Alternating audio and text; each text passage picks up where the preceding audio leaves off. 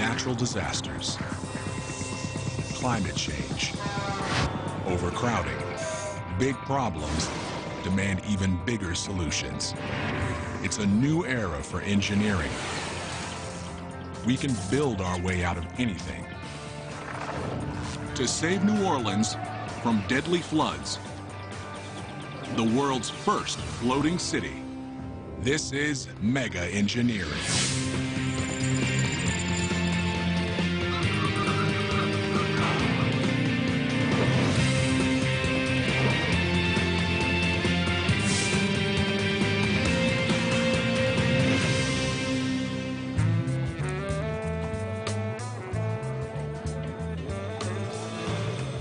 And it wouldn't be New Orleans if we didn't have a French Quarter.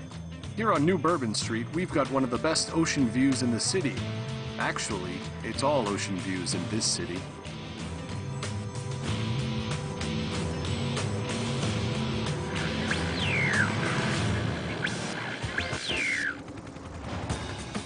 Engineering the future of New Orleans means tackling the city's troubles today. This historic city, home of Dixieland Jazz, beignets, and buskers, is under siege. Increasingly, fierce hurricanes threaten to drown this jewel of the South. Over 150 years ago, this was America's richest city. But in recent years, devastating floods have brought the Big Easy to its knees. Situated at the bottom of a giant bowl-shaped geological depression, New Orleans is surrounded on all sides by water. Lake Pontchartrain to the north, Lake Borgne to the east, and the mighty Mississippi to the south. Global warming is increasing the number and ferocity of storms. Water levels have risen nearly a foot. And all the while, the city's weight is causing it to sink slowly into the wet Louisiana soil at the rate of an inch a year. When Hurricane Katrina hit the city in 2005, the storm surge submerged 80% of New Orleans.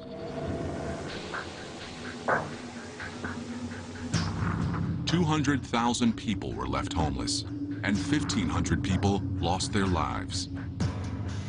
The price tag for the damage was over $80 billion.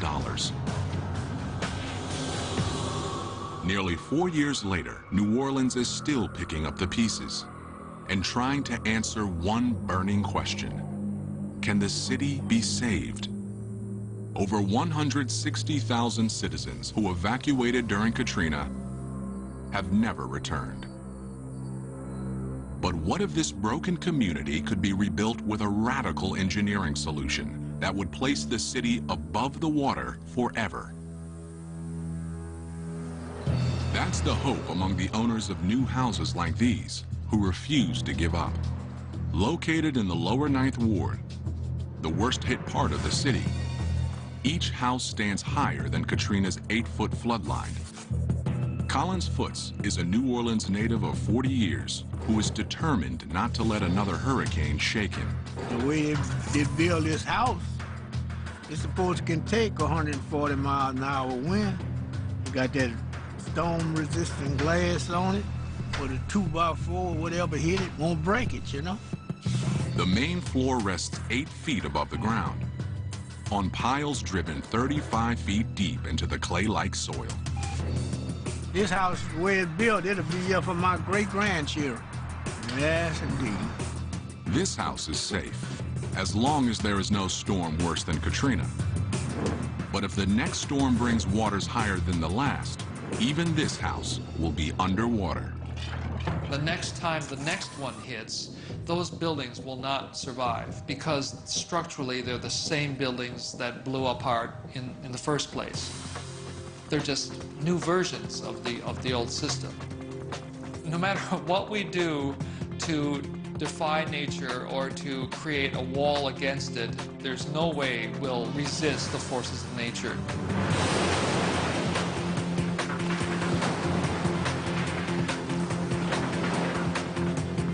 So rather than fight the inevitable, some engineers are proposing an audacious new plan. Float the entire city. By cutting the cord with land, homeowners will always remain high and dry. And there are financial advantages. Collins Foot's house requires costly support piles driven deep into Louisiana's wet clay soil, as well as expensive storm-resistant glass and wood.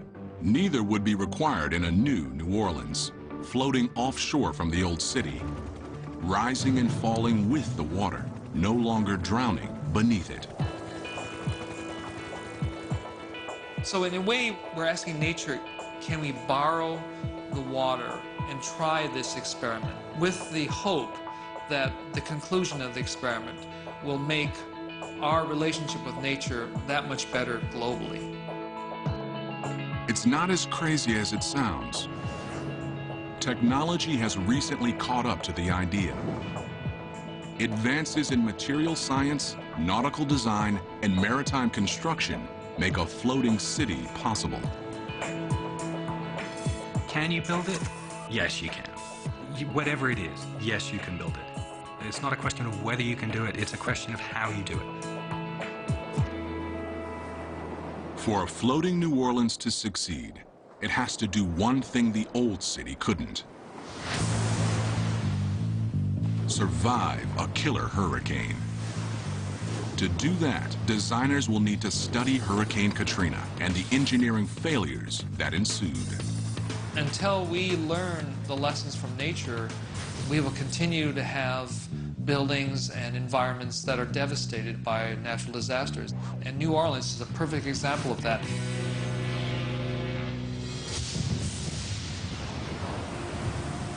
For many, Hurricane Katrina is a lesson in the unpredictable violence of Mother Nature. The storm's beginnings showed few signs of a fury to come. You know, Katrina grew from a disturbance that came across the tropics, and its first landfall was right across South Florida. And at the time, it really didn't look like much. The winds were barely at a Category 1 system. But as Katrina blew past Florida, the storm suddenly took a turn for the worse. It entered into an area of the Gulf of Mexico, the hottest water throughout the tropics. So here was an incredible energy source for this system to absorb. And it did. And it grew. And it grew into a major system.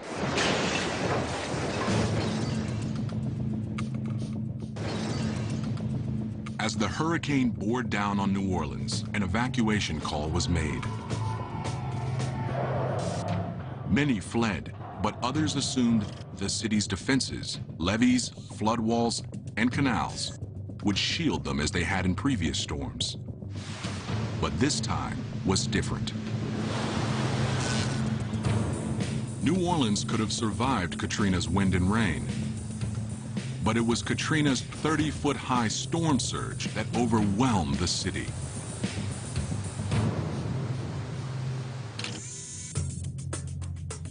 As Hurricane Katrina made landfall on the morning of August 29, 2005, excess water from nearby Lake Borgne surged into the industrial canal that borders the lower Ninth, quickly overtopping the flood walls. At the same time, a 15-foot-high storm surge from Lake Pontchartrain drove up the 17th Street and London Avenue canals, flooding the city. Altogether, 83 of New Orleans' levees failed. You can engineer to withstand a certain amount of wind speed or wind force, but the most difficult thing to try to protect against is storm surge. A wall of water anywhere between 10, 15, or 20 feet high.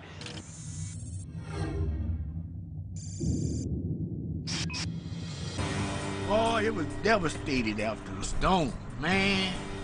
You couldn't even get in here. Never seen nothing like it. My house, it was pushed off the blocks, but it didn't tear them up. And the rest of them was gone. You didn't know what wasn't what, you know? Hope I don't have to go through nothing like that no more. Experts say a floating New Orleans would be the most effective way to neutralize the threat of storm surges. But engineering a floating city would be a daunting undertaking. The first critical problem is making the city float. The city's base must be designed to be both flexible enough to withstand turbulent waves and stable enough to support hundreds of buildings and hundreds of thousands of people. The city could initially be anchored near shore to tap into the resources of the old New Orleans. But the threat of storms and the lure of fertile fishing grounds could necessitate leaving the land behind altogether and floating out into the open sea, where it would need independent infrastructure to produce power, food, and water, and robust defenses to protect its people. It's going to be a long and complex process to go from what we have on the ocean right now, boats and ships, to a whole civilization out there, to multiple cities. I want to build something that's like America was at the beginning of the 20th century, where the best and the brightest and the hardest working people from all over the world say, I know if I can go here and work hard, I can make a new life for myself. And to do that, we have to bring the costs way, way down. We have to do clever engineering to take this harsh environment and make it so that people can live there. We must think a lot about modes of failure in order to avoid them. Clearly, if you're in the middle of the ocean and something breaks, you're in deep trouble. You can't just pull over at the next gas station and have some guy come out and fix it. You know, you might be 1,000 miles from the nearest gas station. The stakes are sky high. New Orleans cries out for a solution big enough to meet its problems. What's the logical starting point in engineering the world's first floating city? Cargo ships. The biggest vessels roving the world's oceans today. The cargo ship fleet hauls more than 2 billion tons of cargo a year. These ships are capable of shouldering more weight than any other waterborne vessel. And they've got a lot to teach the engineers of a floating New Orleans. Here at NASSCO Shipyard in San Diego, this 300,000-gallon supertanker is just a few months from completion. But tight deadlines are no problem, because a revolutionary new construction process makes it faster than ever to build these massive ships. Instead of building piece by piece, this ship is being constructed out of huge modules called grand blocks. This shipyard is possibly the world's biggest assembly line, with specialized teams working in parallel on multiple grand blocks, pre-outfitting them with plumbing, electric, and ventilation, producing house-sized sections that can be lifted and slotted into place. Modular building is the fastest way to go, and has led to an explosion in the epic size of cargo ships. The largest have lengths of over 1/4 mile and a carrying capacity of 156,000 metric tons. It seems amazing that a supertanker can ever keep afloat. But surprisingly, the key is the cargo ship's massive bulk. To carry so much weight, the ship must distribute it over as large an area as possible. In contrast, smaller boats don't carry heavy loads, so they require much less surface area on their undersides to stay afloat. But they pay a price for their small size in another area: lack of stability. Anybody who spent 5 minutes in a canoe with a paddle in one hand and a beer in another will work out really quickly what the effects of not enough stability is. The slightest shift in balance on a small boat can be enough to tip it over. But the massive size of long, wide cargo ships makes them super stable. If you've got, something that's 10 meters wide and 10 meters long and 0.1 of a meter deep, then your buoyancy is arranged over a huge area. So you can have all kinds of people running around on the top of it, and it's not going to make much difference in global terms to where the weight is, the center of gravity, because it's spread over a big area. That's key for a floating New Orleans, where the regular traffic of residents and constant new construction in the growing city would dramatically shift weight loads topside. If you have a long wide structure, you can move your center of gravity around a lot without compromising the stability of your structure. The city's platform could be built from grand block-sized chunks, then assembled into a single massive structure. At NASCO, it's this intricate choreography of assembly that's the real art in the process. That's because grand blocks don't have a standard size and shape. In effect, each block is a uniquely shaped puzzle piece. Putting them all together takes dozens of shipbuilders. And these two 300-ton cranes. Around the shipyard, they're known as the Sumos. Hank Howe is the man who tells them what to do. My name is Hank Howe, and I'm the superintendent of rigging here at National Steel and Shipbuilding. I run all the cranes and I'm responsible for all the major block movements. Today, Hank is preparing for a critical lift, picking up and dropping this diesel engine into a 20 by 30-foot hole in the ship's stern. It's the heart of the entire ship, but only 8 ropes are needed to lift it. They're made from Kevlar, the same material used in bulletproof vests. Each rope can hold 50 tons. Hey, good morning. We've taken the stands off, so the weight should drop a little bit. So it'll be somewhere in the 260 to 275 range.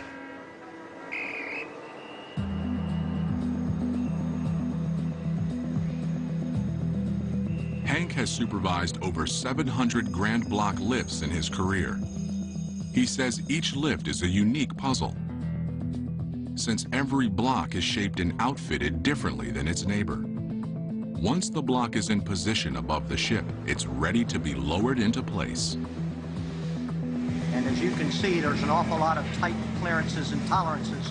And the number one thing we want to do is get it down safely and not cause any damage. Hank and his team work with the crane operator 17 stories above them, nudging the 280-ton engine back and forth by millimeters, finessing it into place. Finally, Hank gives the word, and the engine settles onto its mount. My boss, when I first started working here, they said that shipbuilding is the 3Ds. It's dirty, dangerous, and it's demanding. And in this particular case, I want to make sure that we don't ever look back on it and say we should have done something differently, either because we hurt somebody or because we damaged something. So I've got one of my guys that has on his helmet, it says chess, not checkers.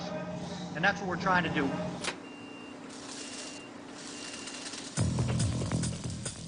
NASCO has the art of shipbuilding down to a science. They produce more big ships every year than any other shipyard in the U.S., and a floating New Orleans could easily adopt their modular construction method. But while cargo ships would inform the platform design of the city, there would have to be significant differences. Building a ship large enough to support an entire city would require too much steel. Its hull would extend 300 feet underwater, and the city ship would be bigger than the 3 largest shipyards in the world, combined. But the biggest problem facing a massive city ship is that violent ocean turbulence would attack it from all sides, putting unsurvivable stress on the structure. The number one engineering challenge is waves. Waves are big, they're unpredictable, they have tons of energy in them. Wave action in the ocean is not a simple matter of water coming up and down. It's moving, it's actually rotating. Waves will be coming in quite often from different directions at the same time. So what we have to do is assume worst case. So if the vessel's being supported on its extreme ends, that's one thing. But what if it's being supported on its extreme ends and it's being twisted at the same time? Teetering on its ends would put extreme stress on the middle of the ship. A wave that struck at the wrong moment and the wrong location could cause a total structural failure to a city built like a cargo ship. Structurally, it's not a very good solution to your problem. It might be a beautiful solution in terms of buoyancy and in terms of stability, but structurally you're just asking for trouble. So modeling the city on a cargo ship isn't the answer. For a floating city to succeed, engineers must build it both big enough to remain stable but flexible enough to survive the role of chaotic Gulf waves. Until we learn the lessons from nature, we will continue to have buildings and environments that are devastated by natural disasters. We just have to admit that we were wrong and nature is right. And we'd better hurry up and study nature before it's too late. And what is nature's answer to the floating platform problem? Living islands of vegetation, floating freely on the surface of lakes, absurdly strong and very flexible. Instead of being rigid like a giant floating platform, you're more like a flexible membrane.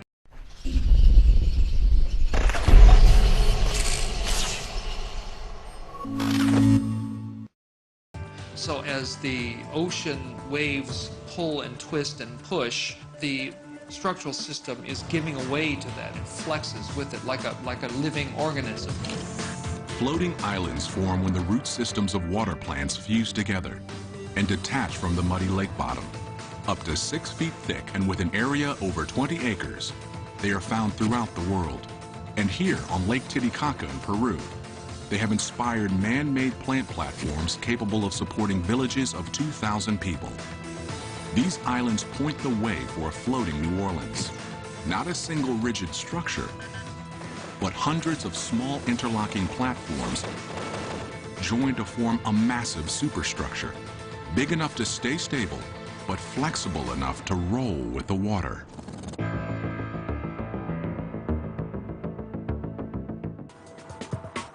For a floating city to succeed, engineers must build it both big enough to remain stable, but flexible enough to survive the roll of chaotic Gulf waves.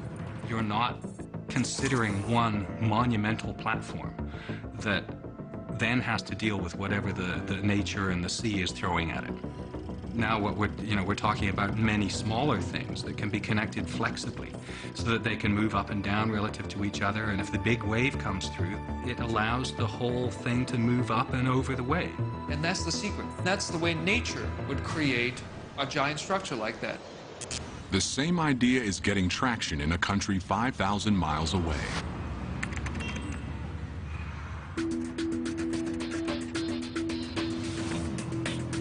Like New Orleans, the Netherlands has battled the sea for centuries.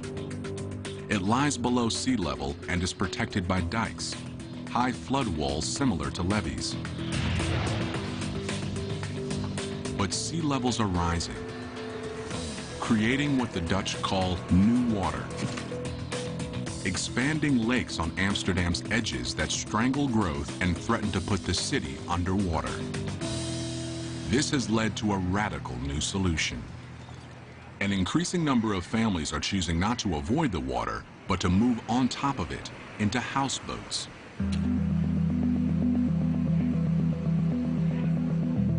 It's the only way to guarantee that your house will stay above water, and a cheap alternative in a city where new water is making land more and more expensive.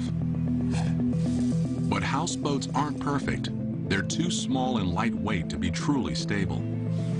And if there's any turbulence at all, they are simply too risky. But some see the new water as an opportunity and are quietly leading an expansion into enemy territory. Want ik woon hier in een land dat natuurlijk... It's not a passion, it's a way of life. I live in a country that's below sea level. It's one big waterfront over here. And I'm very driven by the fact that we only build here in one way, a static way, on land. And we have water all around us. So I'm trying to build in a new way, and that's on water.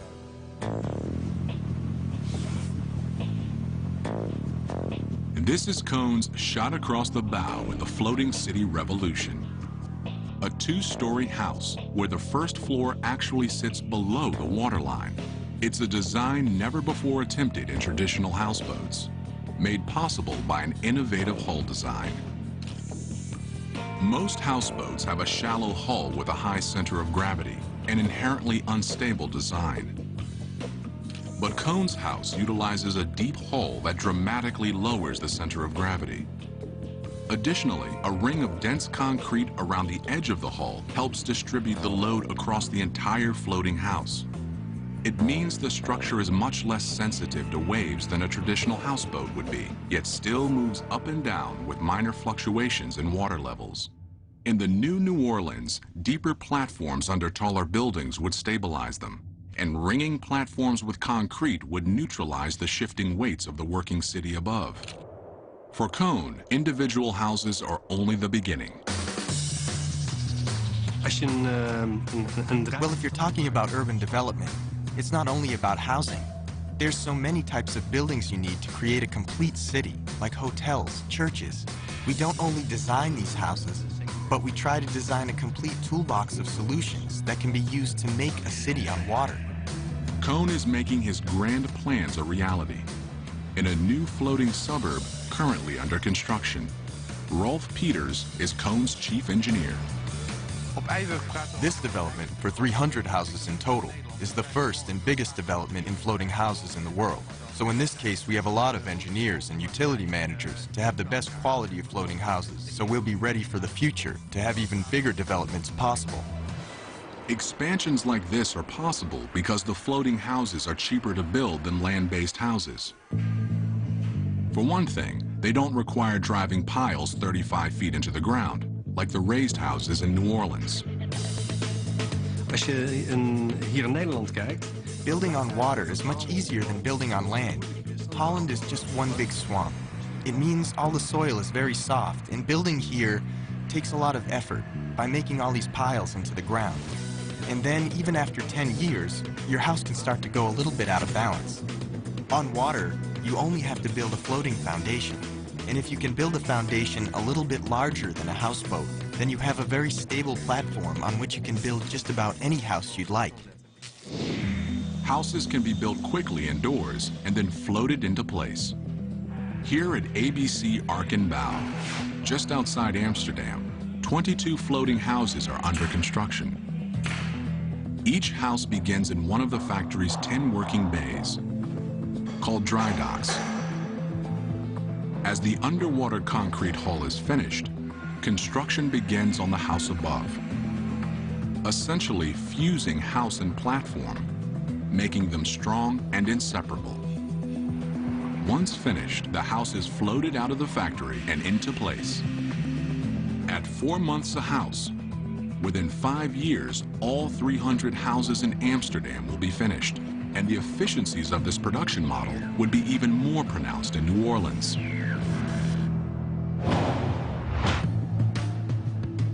Thousands of buildings could be built in just a few years in a land-based factory, then floated out to the city and connected to each other. Standardized platforms fused with pre-built buildings mean the city would grow faster, expanding exponentially in all directions. And residents would be able to move into their ready-made floating homes immediately. After disasters, as we've seen after Katrina, people are more willing to accept new technology. These things will only be accepted after a big disaster. A floating New Orleans just offshore is within reach, but engineers want to go further and cut the cord from land entirely. That means finding a self-sustaining way to provide food, water, and electricity to the city's 300,000 people. No easy task, but not impossible. Since it floats, it could be possible for the entire city to change location at will. But while a mobile New Orleans presents new opportunities, it also presents sustainability challenges. Near land, New Orleans would be able to tap into the utility grid of the old city. But once unplugged from shore and on the move, the city would have to be able to draw its resources from the ocean. At the beginning, we're going to need to build things on land, import a lot of things from land. As the economies grow, as the cities get bigger and bigger, they can be more and more self-sufficient, more and more self-developing. The seeds of a truly self-sufficient floating city exist today on cruise ships. They have the job of keeping passengers cool, fed, and hydrated 24 hours a day in the middle of the ocean for a week at a time. The key to surviving comfortably in the middle of the ocean is power. Power drives every system on a cruise ship, from water supply to waste disposal. These diesel engines are the ship's power plant. They drive electrical generators that produce 11,500 kilowatts apiece each day. The power is split between two separate systems. 2/3 go to the ship's propulsion system, called azipods, and the rest is used to power all the other systems on the ship. New Orleans could produce and distribute energy the same way. Engines could power generators, pumping electricity into a power grid embedded in the floating platforms. But such a system would need to be 100 times larger. And it would need fuel, a lot of it. A cruise ship needs 300,000 gallons of diesel fuel a day. A floating city with a population of 300,000 and significantly more infrastructure would need 1,000 times as much. Burning this much diesel fuel would result in an environmental disaster. Instead, the New Orleans could power its generators with alternative fuels. Wind turbines have the same energy output as a ship's diesel engines. Solar panels could feed additional energy into the power grid. But the greatest source of power available to a floating city would be the ocean itself. It's a method of generating power called ocean thermal energy conversion. The basic idea is that the water temperatures of the ocean vary quite a bit from the warm surface to the very, very cold depths. And that temperature differential can be translated into electrical energy. The principle is the same as that in heat pumps found in refrigerators and air conditioners. A thermodynamic engine is placed between a high and a low temperature reservoir. Heat generates steam that flows from one reservoir to another, turning a low pressure turbine and generating power. By drawing energy from the ocean, the city would have an infinite fuel supply, and that would be critical to meeting another constant need for residents: water. Humans need 3 liters of water a day to survive, but the water in the ocean is undrinkable. Consuming ocean water floods the body with salt, causing human cells to dehydrate. Seizures, unconsciousness, kidney failure, and brain damage soon follow. This cruise ship runs the ocean water through an engineering gauntlet, essentially stripping out the salt. 260,000 gallons of water are sucked into the ship each day and piped into the desalinization tank. This filters the water, decreasing the salt content by 3,500%. But it also takes out essential minerals that the body needs. So a mineralizing machine puts them back in. Then the water is sterilized and stored in these 500,000 gallon tanks. The floating city could make its water the same way. But the infrastructure would need to be scaled up by 100-fold to process nearly 30 million gallons of water a day.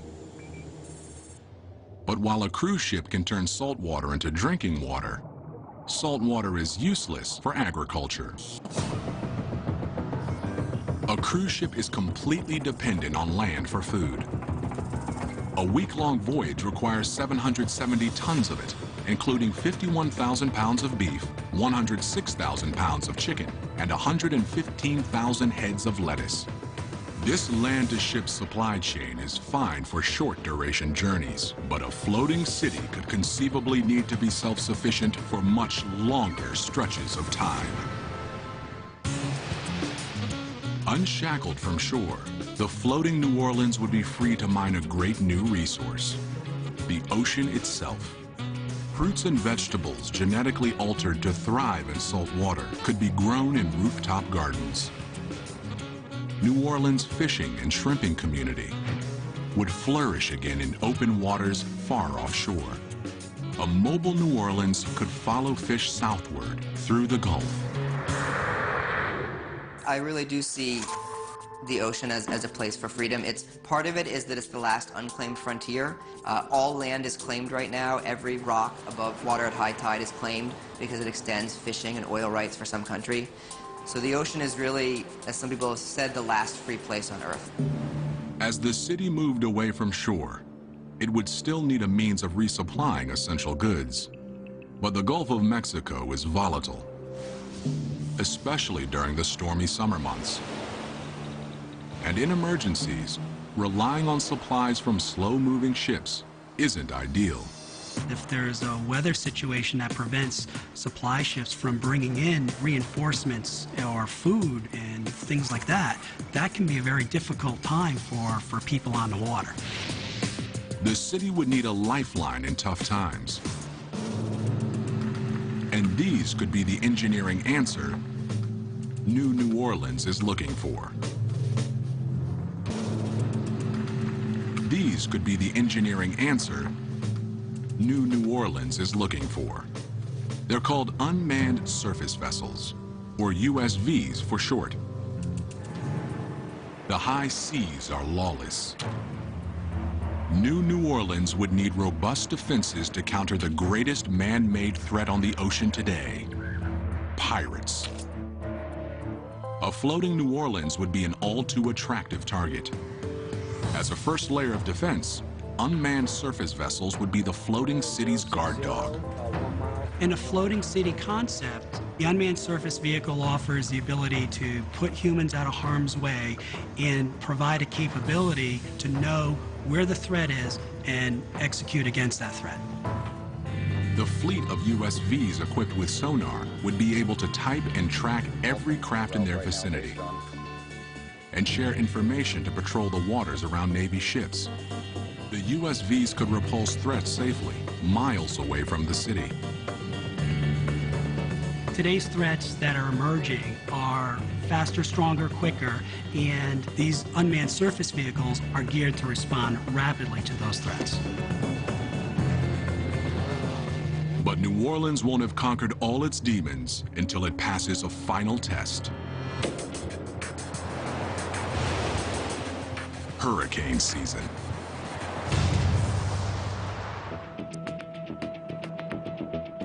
If New Orleans became a floating city, killer storms would test the ingenuity of its engineers and the faith of its residents, early and often.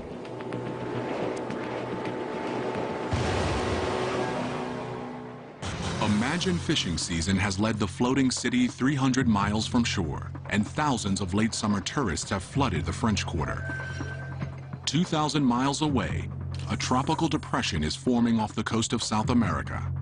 It's assigned a name: Lolita.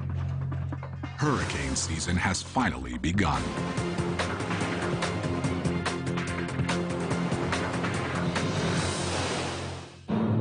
Now, typically, most systems happen throughout the Atlantic Ocean. And then the Bermuda High pushes these systems through the Atlantic Ocean and then into the Caribbean and the eastern U.S. From June through September, the region averages over 10 storms. It's Phil Farrow's job to keep a close eye on the skies. As a meteorologist in Miami, Florida, he's forecast storms like Hurricane Andrew, which did $27 billion of damage in 1992, and Hurricane Katrina, which dumped 1.5 feet of rain on southern Florida on its way to New Orleans. Unfortunately, storms these days are getting worse and worse. That's because global warming is raising water temperatures in the Atlantic, and warm water is fuel for hurricanes. It's bad news for a floating city. Since the 60s, the water temperature in the Gulf of Mexico has gone up 1/10 of a degree. That may not sound like much, but if it continues to warm up, that's just extra energy for hurricanes to use to grow bigger and stronger. Fueled by summer heat, Lolita's loose cluster of thunderstorms swirls faster and faster. Tropical Storm Lolita is picking up steam in the Atlantic. We're going to keep an eye on this one, keep you updated as the situation changes. As Lolita pushes into the Gulf, it feeds on energy in the hot water currents beneath it. The thunderstorms churn faster, Winds exceed 100 miles an hour, and waves tower more than 20 feet high. Tropical Storm Lolita is now a full-fledged hurricane, growing in power while Gulf Stream winds drive it straight into the path of the floating city. Hurricane Lolita is picking up intensity. This is going to be a big one. If you're out in the open water, you are on your own. The waves coming at you, getting bigger and stronger, and it's a destructive wall of water. How do you engineer against that? It's a very difficult thing. But the new city is engineered to ride out such storms. To a point, the storm surge rolls under the city's modular platforms instead of crashing over them, and wind damage is minimal because of the city's low-profile skyline. But while its defenses are adequate for a relatively minor Category 1 or even Category 2 storm, more powerful hurricanes are a different story. On the ocean, storms can shift gears without warning. The intensity of a storm can change dramatically in a matter of hours, and that's the real danger with these systems. You can prepare for their arrival, it's just very difficult to prepare for their fury. In the old New Orleans, citizens handled hurricanes by fleeing. Mandatory evacuations during Katrina saved many, but not all. Floating city planners aren't willing to take their chances this time. There is no reason to meet one of these monsters head-on, because you're always going to lose. No matter how well-designed you think it is, no matter how strong you think the structure is, get out of the way. Winds are picking up to 140 miles an hour. The storm surge looks like it could be extremely dangerous. We could be staring another Katrina in the face. Evacuating 300,000 people via rescue ships or unmanned surface vessels would be unrealistic in the middle of stormy seas. And even if it could be done, there might be no land close enough to evacuate to. Some have proposed another solution. Instead of evacuating people, the entire city could be designed to get out of harm's way. It could be done with the help of a state-of-the-art propulsion technology called the Azipod. The Azipod is a combination propeller and rudder, capable of driving a ship in any direction and turning on a dime. An array of Azipods could be installed underneath the floating city, giving it maximum propulsion power and total freedom in any direction. But when facing a deadly Category 5 bearing down at 25 miles an hour, the city would have to move fast. Lolita's getting too big. The city's tall, heavy downtown modules could potentially be too cumbersome to move quickly. But downtown could be evacuated into residential modules that scattered before the storm.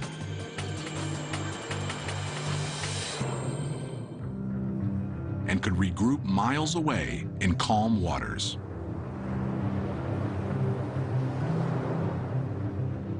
It's a project many say is impossible, even reckless.